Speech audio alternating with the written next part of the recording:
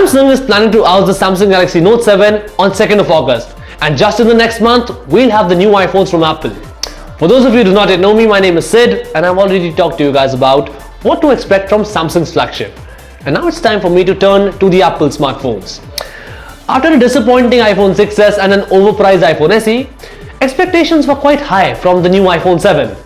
But the leaks, rumors and estimates that we have been getting, iPhone 7 might also be disappointing for some of you. Anywho, here are 7 things to know about the new iPhones.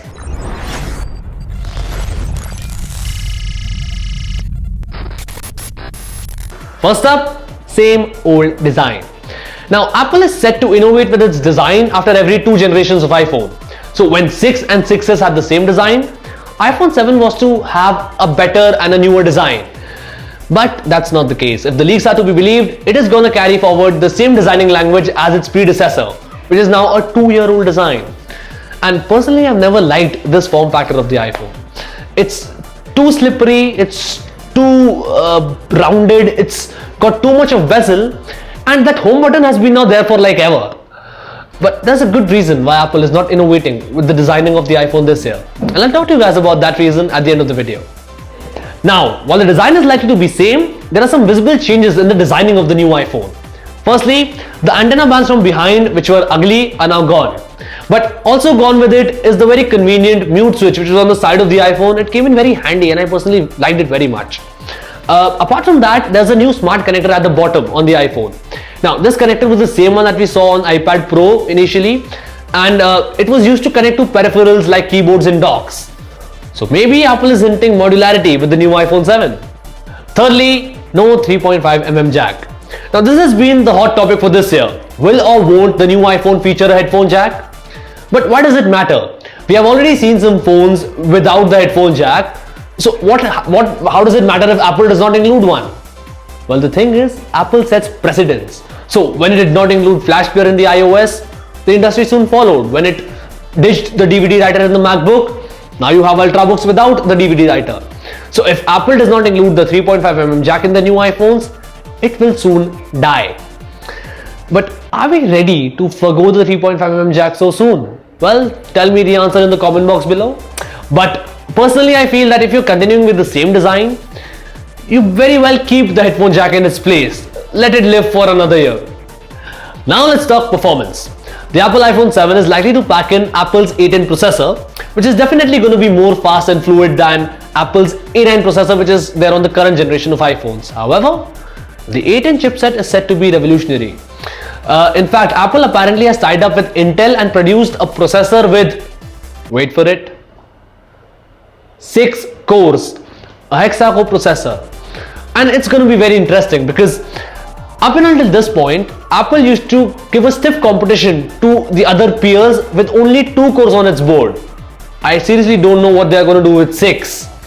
Talking about software, it's obviously going to be iOS 10, which comes with its own set of cool new features and things. Now, one thing that is very prominent in the leaks of these iPhones is a protruding camera.